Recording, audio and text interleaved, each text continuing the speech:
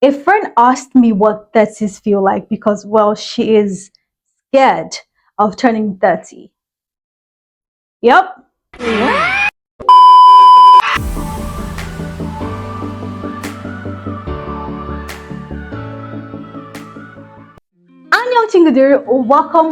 Welcome back to my channel. My name is Victory and this is my Pan Ban Live. Today we're diving into a rather sensitive topic, especially to us women, or so you would think. So during the course of my research for this particular topic, right, I found that men are actually more pressured than women by these milestone expectations.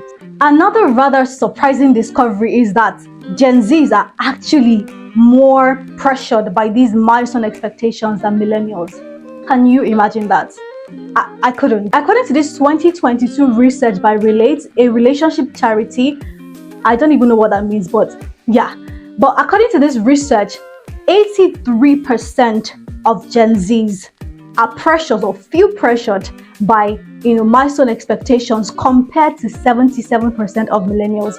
And to me, I feel like that is actually the most surprising part of this research for me, because in my head, the way I saw it, the way I thought about it, I felt like, because Gen Zs are in this age and time and age where they can, they have more opportunities, they are more open to grabbing opportunities, so they wouldn't feel, I don't know why I was thinking about it like that, but it just felt like, they had more opportunities and they could go out there and do whatever they wanted to do, so they wouldn't feel as much pressure as, we millennials. It turns out it's not true. Now the real question is, why do people feel these pressures? In fact, what are milestone expectations? For me, I think that these are unrealistic, deadlines that has been set by society for us to meet and achieve certain things and do this and do that. Be married by 30, buy a house, buy a car, have a large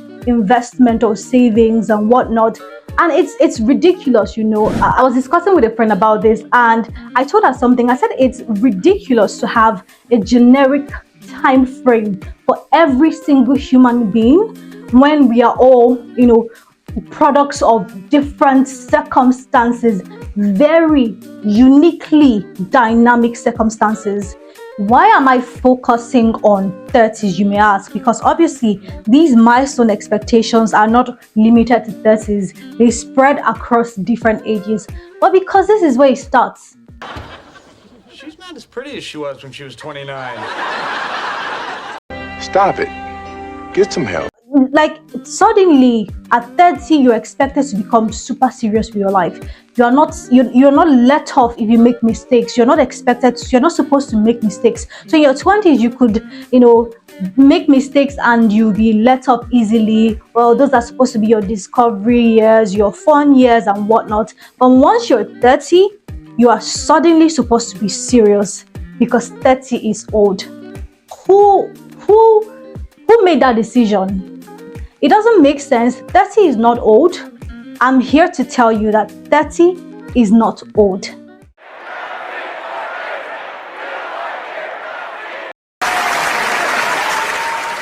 I'm not so good at math. In fact, I suck at math. But for the purpose of this topic, I had to engage the services of my dear friend ChatGPT, so I could come up with this analogy to prove to you that it's insane, it's actually crazy for the society to expect you to have your life together by 30. Now, let's assume that life expectancy is 80 years. It could look, some people, the actual life expectancy I think is 72, but we want to live long, all right? So I'm going to just round it off to 80 years. So 80 years, and I'm also going to assume that your life actually starts at 20, because this is when you are now able to make decisions for yourself, right? At least to an extent. So we are going to say 80 minus 20, which is 60 active years. Now, break that 60 years down into a 4-year degree program. Stay with me. Wait for it. Here it comes. Almost there. If you break down these 60 years into a 4-year degree program with, each year having 2 semesters, you would have roughly 7.5 years per semester. So in a whole year, we are talking about 15 years. So if you're adding 15 years to 20, which is when our active year begins, that's 35 years. So by 35 in the school of life, you're expected to have just finished year 1. The question now is, would you expect somebody who has just finished year 1 to write final year exams and pass? Because that's what it seems like. In fact, that is what it is to expect somebody in their 30s to have their whole life figured out. You don't know about it. When I want to explain it, my head will be headache me. Yeah. I hope I have convinced you and not confused you that your 30s are not, they're not the peak. You have not peaked. You're just starting out and you have a whole life ahead of you. So I don't see why, you should be afraid of turning 30. If anything, embrace it. Because for me personally, I think that being in my 30s is like my eyes opening to a whole new world. I know myself better. I feel better than I've felt in my whole life. I look better than I've looked in my whole life. I mean, this can be attributed to lifestyle changes that has really improved my life. Thank you very much. But I am wiser because experiences. I know what I want. I know what I don't want. I know what to do. I know what not to do. I don't have it figured out, right? But to an extent, I know myself better.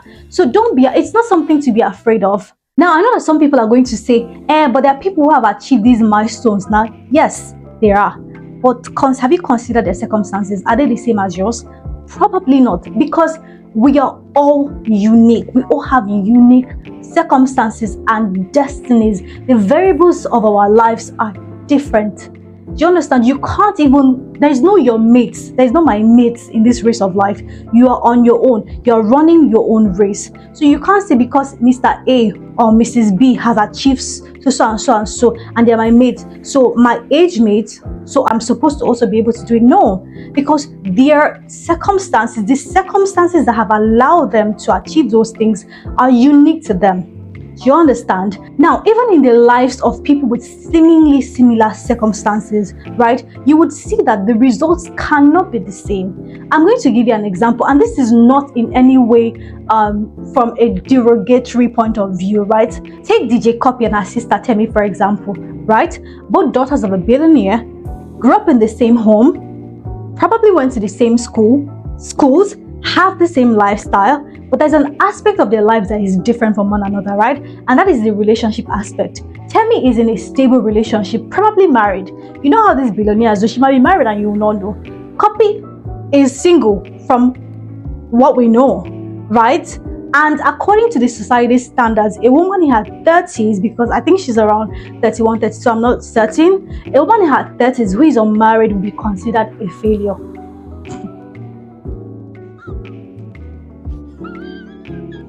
Imagine considering or calling Copy a failure because she's not meeting your expectation. That's the same way that I want you to look at your life. Your life should be lived according to your own expectations and not what the society has decided. The crux of this entire video is to let you know that that fear is not real. At 30, you are not old, neither have you picked. If anything, these are the years that you master your skills and master yourself. You have a whole life ahead of you, and I hope you see it like that. That's my 1 cent on this particularly distressing topic, and I hope that you learned a thing or two from it. If you're in your 30s or approaching 30s, please let us know in the comment section below if you've ever felt this fear, are feeling this fear, how you dealt with it, how you're dealing with it, depending on the case. So that we can learn from one another. Thank you for watching. Don't forget to like, subscribe, turn on your post notifications so that when I do post new videos, you are alerted. That's it, guys. Annyeong. If you're in your 30s or approaching 30s, please let us know in the comment section below how you... It's okay.